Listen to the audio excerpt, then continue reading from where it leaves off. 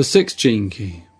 The transformational path of the sixth gene key moves from conflict to peace, and it's the gift of diplomacy.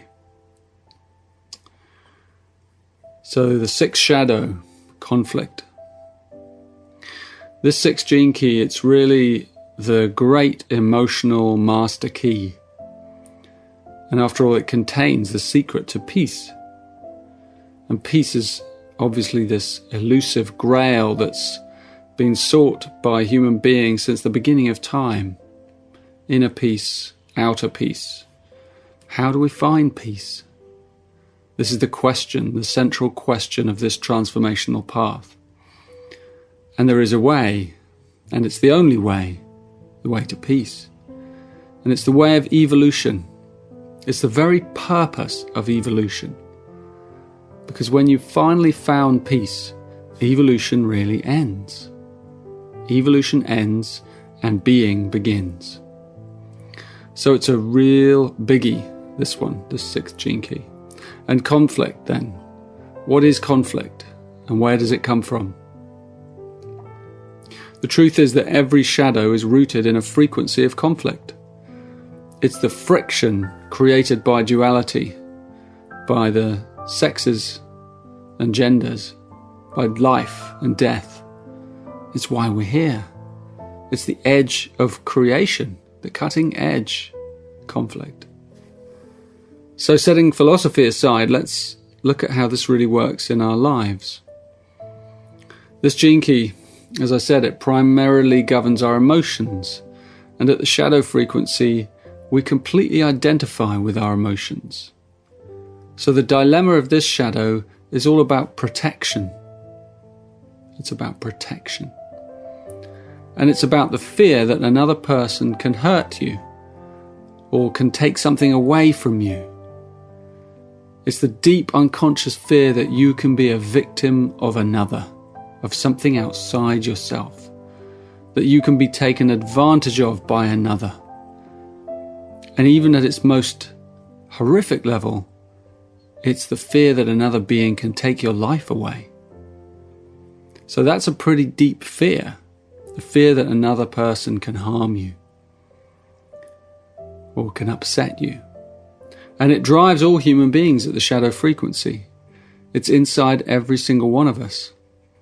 So think of the most challenging relationship in your life right now. And consider, what's the essence of that conflict? And actually, when you look and you're honest, the essence is that you have an unconscious belief or a fear that that person has or may have some kind of control over you, over your freedom, or over your emotions, and that they seem to have the ability to ruin your peace. And so we believe that we have to protect ourselves from that. So we harden our heart and we make internal or external judgments about that person, or we just plain avoid them, or we fight with them. But the bottom line is that we don't like the part of ourselves that they seem to bring out.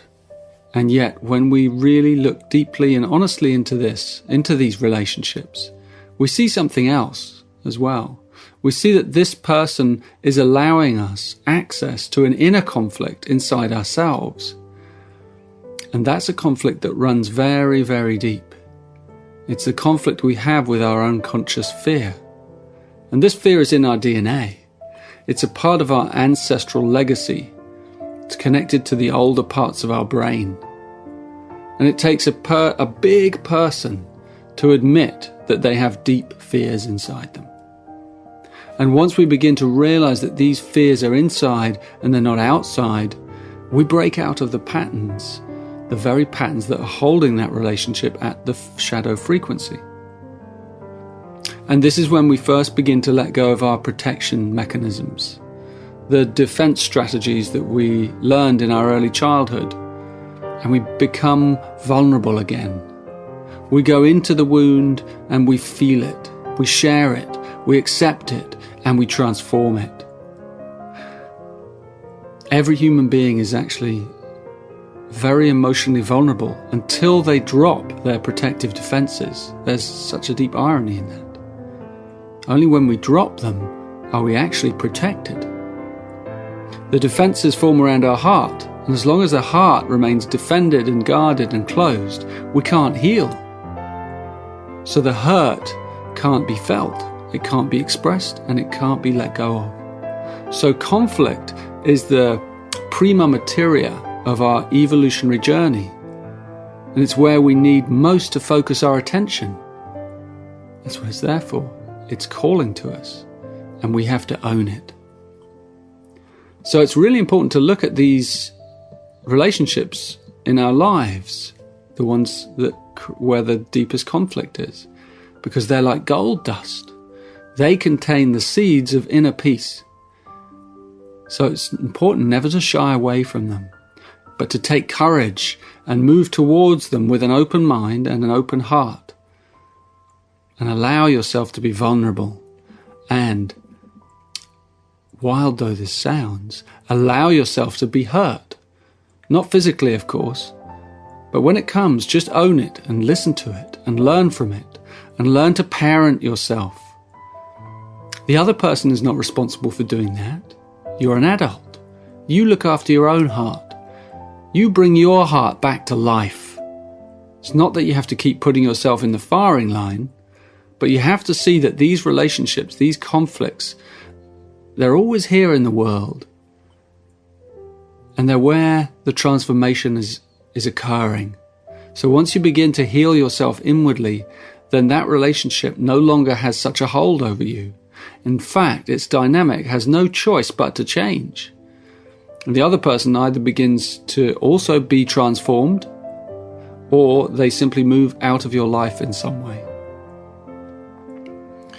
I mean, when you think of it, a huge amount of energy is wasted on protection, on defense. Collectively, when we look at this shadow, it's extraordinary. We humans are obsessed with protecting ourselves from each other. And this is just an outer manifestation of the inner truth. We defend our principles, our opinions, our territory, our resources, our hearts. And from what are we protecting them or defending them? Conflict is propagated by our belief that another person or entity can take something away from us. And there's a radical teaching in this gene key.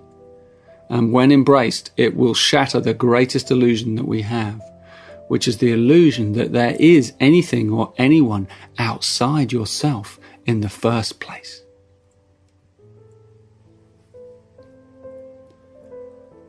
The sixth gift, diplomacy. So the gift of diplomacy begins as soon as you drop your defenses and open up your heart. And to be diplomatic in this sense, it has nothing to do with strategy.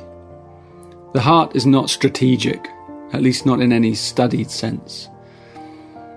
It is, however, completely tactful, because it senses empathically where another person's heart is and the degree of their openness. So each gift, remember, carries a genius inside it. And people with the sixth gift, they really know how to commune with others. And I don't just mean communicate, I mean they know how to commune. They understand defenses because they themselves are willing to be vulnerable and drop their defenses. They're actually the most vulnerable, the people of the sixth gift. They're right there with you. Their hearts are open and on their sleeves. They're feeling everything. And it's this ability to be with oneself, to take care of oneself internally, to be safe, even in the midst of fear. That's a hallmark of the sixth gift. You see, every one of these shadows, like conflict, at the gift level, it's your ability to be at peace within conflict, to be at home within conflict.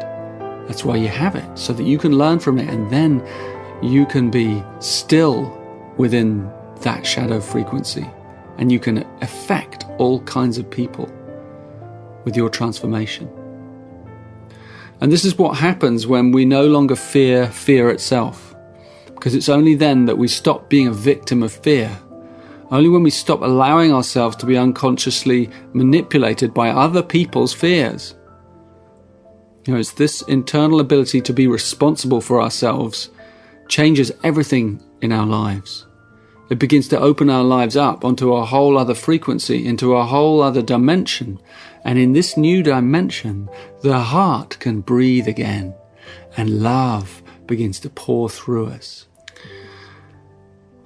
Every gift is really the junction for the forces of evolution and involution. The evolution is moving from the shadow state upwards, and the involution is moving from the siddhi state downwards. So in other words, peace is always there, every step of the way. It's like Michelangelo's block of marble. It's just waiting to be chipped away, and inside the figure is already there, the perfection is already there. And the gift state releases all the trapped creative energy from the shadow. And this is what Kundalini is. Kundalini is the trapped energy of the shadow. So when it's released, this energy lifts us up. It opens up so many possibilities inside us. And only one who has had the courage to take the journey knows the truth about love. Love requires that we expose everything about ourselves. It requires that we open our hearts up to another, risking rejection, risking anger, risking whatever emotional energy life throws at us. But with diplomacy, we sense when to speak and when to listen, when to leap and when to pause. And with the gift of diplomacy, we can unlock any human being who comes within our aura. And it's also all karmic, this. Those of us who are designed to unlock, and who unlock you, they just keep coming into your life. So as you rise up on the wings of this gift, more and more people come to you for this love, and you open up more in them, and this opens up more inside you. You can see how the people of this gift have the power then to really change the world. It's placed inside them. It's in fact in all of us, but those with this particular genius have a specific karmic task of creating the conditions of peace in the world. So it's through this gift that the borders will one day come down, and that balance will return to human relationships, that people and nations will stop wasting their precious resources on maintaining the illusion of defending themselves. And it's through the sixth gift of diplomacy that the human race is really going to rediscover its true nature, which is kindness, friendship, as trust, and above all as loving. We're loving beings. And this sixth gift is all about alchemy. It's an aspect of the ring of alchemy, the codon ring of alchemy. And alchemy is all about transformation or transmutation of the gross into the subtle. It's the path of evolution, to move through progressive periods of refinement. And true alchemy can only happen inside a human being first.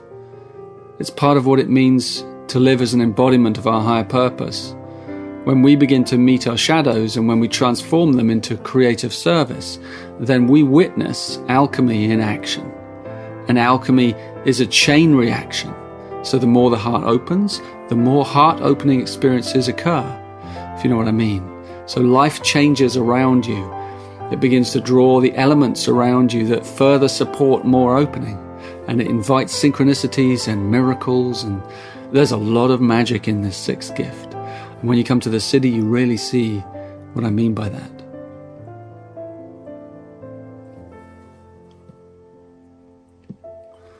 The sixth siddhi, peace.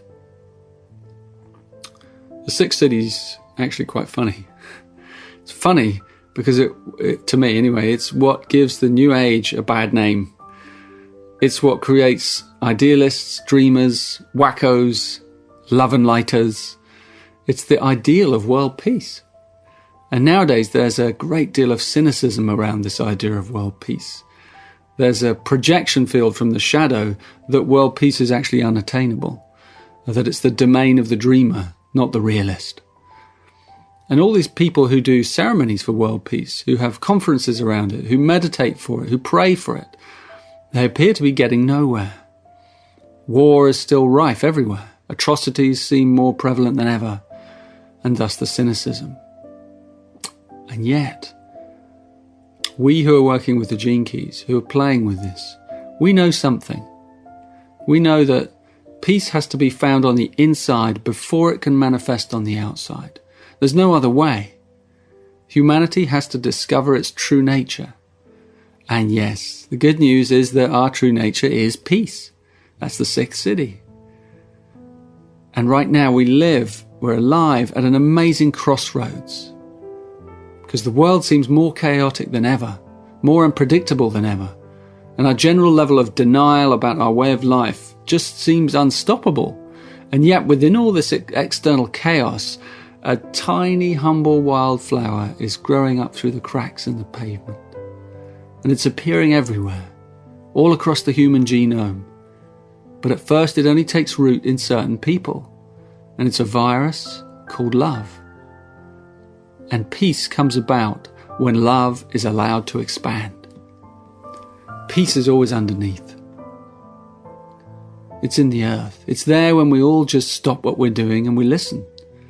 And we listen, and there it is. Peace. The birds are singing, the stars are wheeling through space, the ocean comes rolling in, the wind drops, silence descends. Inner silence. And any human being who's discovered the true nature of being has discovered peace. And with it, all seeking comes to an end. It's a great mystery. As Christ said, true peace passeth all understanding. It's there when the love has burned through all the karma in our DNA, when all the shadows have been transformed, when the fire of devotion has burned us clean.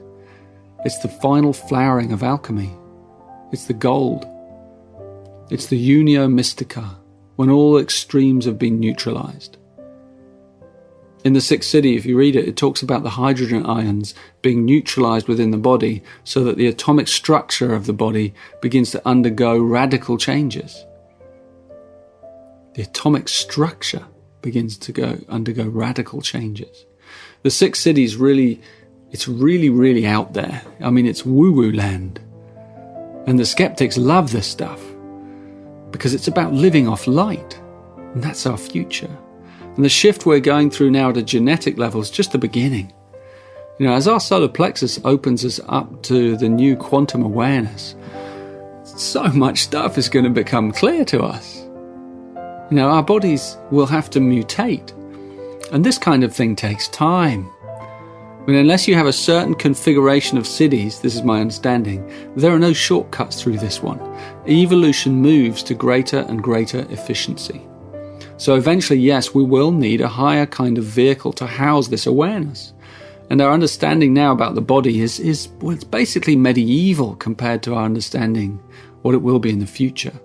Because right now, there's not even any scientific proof, at least in the mainstream, for the subtle bodies. Not even the etheric body, which is the densest after the physical. You know, even acupuncture, which uses the etheric, is not really scientifically proven. Not really. But physics is suggesting that there must be dimensions that we can't see or measure. And we call these subtle bodies, the causal body, the atmic body, the buddhic body, etc. And they're dimensions beyond our current understanding. And perhaps we'll never develop instruments to measure them. You know, why would you when you have to heighten your consciousness to prove that they exist? Why would you need an instrument when you know they exist? Because you've embodied it. And yet they do exist. And they always have done. They've been discovered eons ago. And every person who's passed through the portal of enlightenment or realization is proof that peace is our true original nature. So one day, because of this sixth city, we will evolve beyond the physical form. Our whole ecosystem is going to take us with it. Not just us humans, but the whole of Gaia. You know, the sixth gene key is one of 7 very special musical gene keys. They are the 12, the 22, the 6, the 59, the 27, the 50, and the 57. Those of you who know human design may recognize a pattern in there. The sixth gene key is all about the colors of culture. It's about cultural and genetic divides.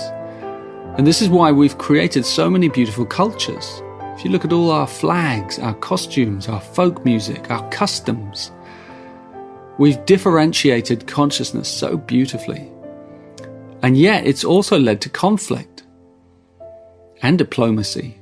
You begin to see the whole picture, the nations, and yet now it's all changing. The EU, the USA, a single culture is beginning to emerge. All the music's merging, the gene pools are merging, and yet the old divides still remain. The extremes are being neutralized, and extremes do not like being neutralized. And the news is good. It's always good at the Siddhic frequency. We get to keep all the lovely bits of the past, and we get to unify everything else. Because nature wants all those colors. They're her beauty, her diversity. Nature loves beauty. So peace is on the way, but it's coming on the inside first. It's coming on an individual level. And then gradually it's going to come through relationships, and then through families, and then communities, and then the world. It's coming inside. And it's an internal mutation, peace. Inner peace requires a physical mutation. It's genetic, and at some level it's completely impersonal, because not everyone will mutate. The old human is being bred out. So it's going to stick around for a while the new one spreads. And the new one will be so calm and peaceful. This sixth city is Christ-like. It's about our radiance. Our skin and our eyes radiate the higher frequencies. So we will radiate peace. And nothing can disturb that peace. Not even death. As we saw in the beginning of this key, this is about dropping defenses. It's not possible for another being to take away your life, because you are life. Even if your host body dies, your consciousness is not localized there, not at the Siddhic level. So it's not a big deal. And that generates some kind of peacefulness, that level of trust and knowing. And that's where we're all heading. One day.